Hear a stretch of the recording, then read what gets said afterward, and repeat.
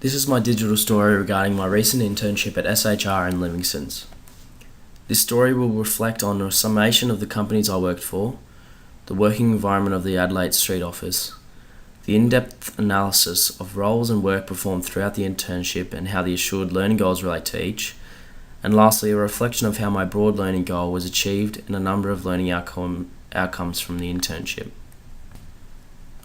Strategic Human Resources, or SHR, and Livingston's are both consulting companies that up until this year were sole operators. As you can see, SHR are 10 years older than Livingston's, whilst earning less total revenue after the end of financial year this year. Both consist of a smaller amount of staff, with SHR containing strengths in HR advisory and business migration, whilst Livingston's consisting of extensive knowledge in industrial relations advisory and organisational development. In August of 2018, the two companies evaluated their positions in the consulting market and recognised their ideal fit for a merger. It is also to be noted that rebranding is to be completed by end of year this year.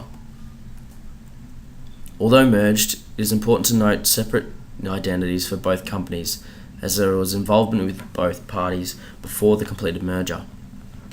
As you can see, SHR's vision revolves around providing consistent management solutions for all clients, regardless of the size of the account. Their mission connects to the vision by aiming for timely, accurate and practical advice to maximise performance of their people.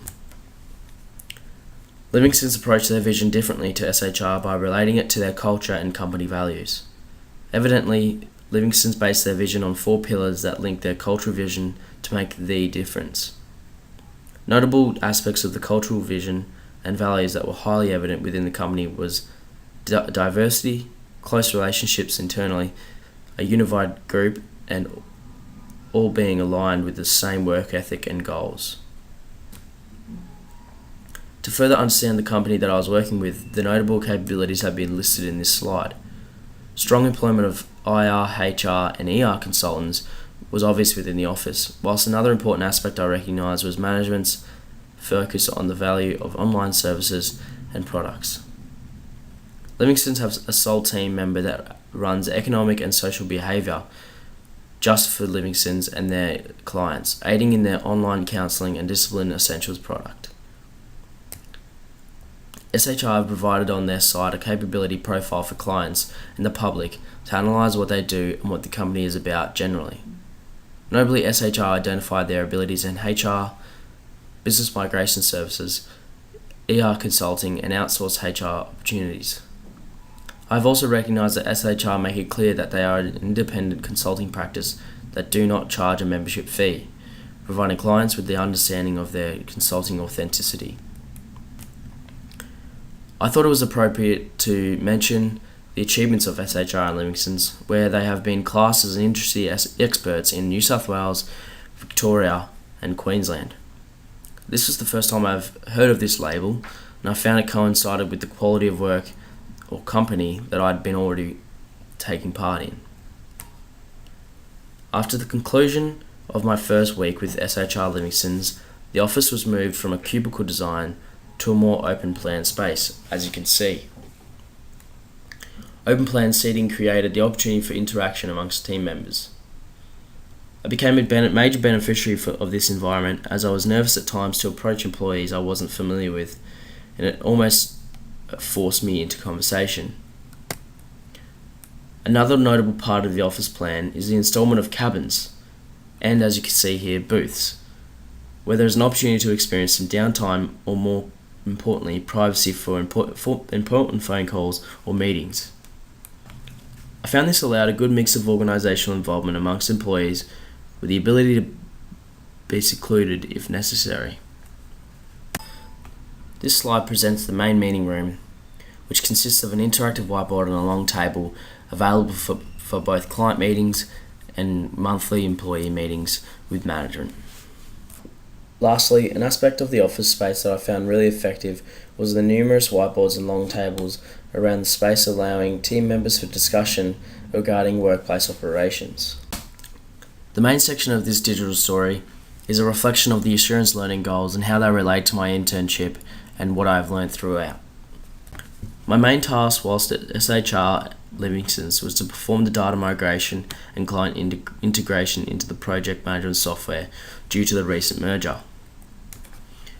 The discipline of business migration allowed me to demonstrate and apply knowledge and technical skills whilst challenging my higher order thinking and the use of a media platform in a particular context. In this case, it was Workflow Max.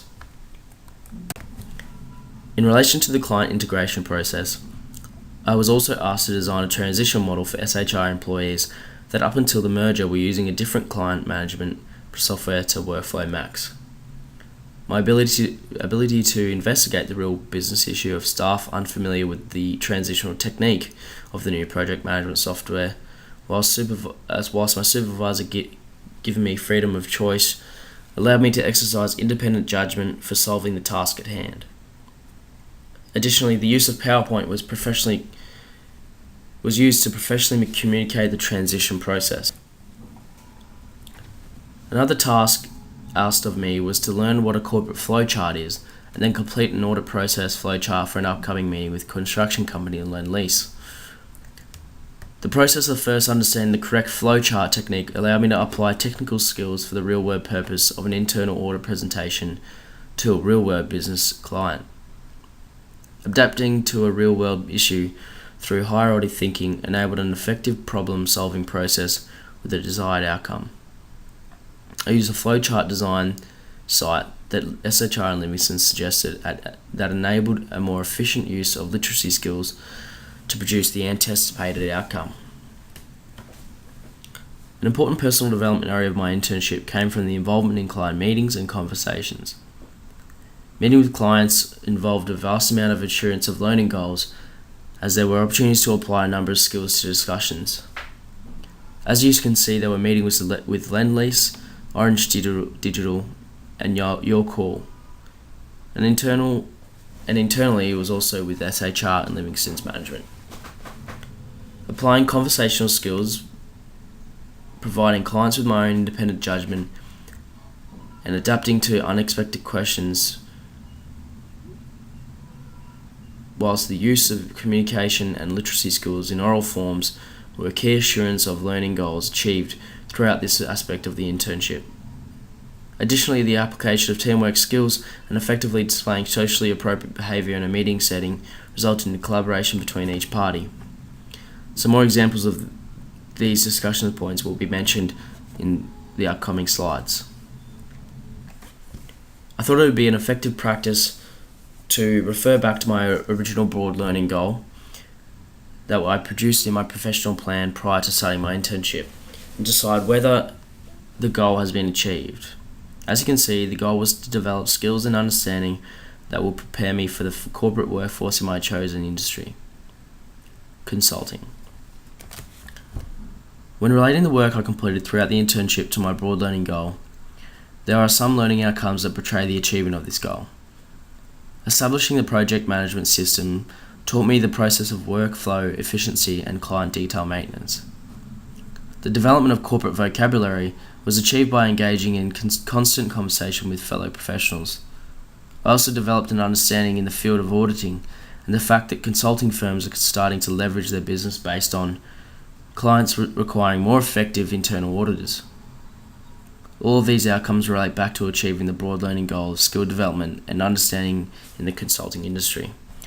Throughout the internship, I was told a number of things by either my supervisor, Damien Kelleher, or other industry professionals like the CEO of SHR, Steve Rayner.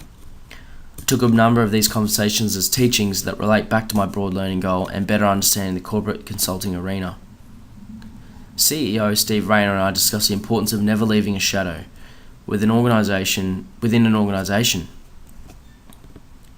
which essentially recommends the nature in which you are entering a corporate setting, which should be both loud and obvious. An example I observed was when entering the Brisbane office, Steve opened his engagement to the whole team with a blanketed hello to allow engagement with everyone first thing in the morning. Another corporate learning was to not be afraid of organisational debate and discussion, despite your level of experience or age. Damien made it clear that the more questions you ask, the more you will learn and be better in achieving a strategic goal or outcome. The last observation I made during my time at SHR Livingston's was the fact that open planned offers are an effective way to create better team cohesion and interaction between employees. The ability to look across from your desk and discuss specifics with a team member is a benefit for most companies. The last points I would like to make note of were the benefits of being involved in the client meeting process and how they aided in the achievement of my broad learning goal.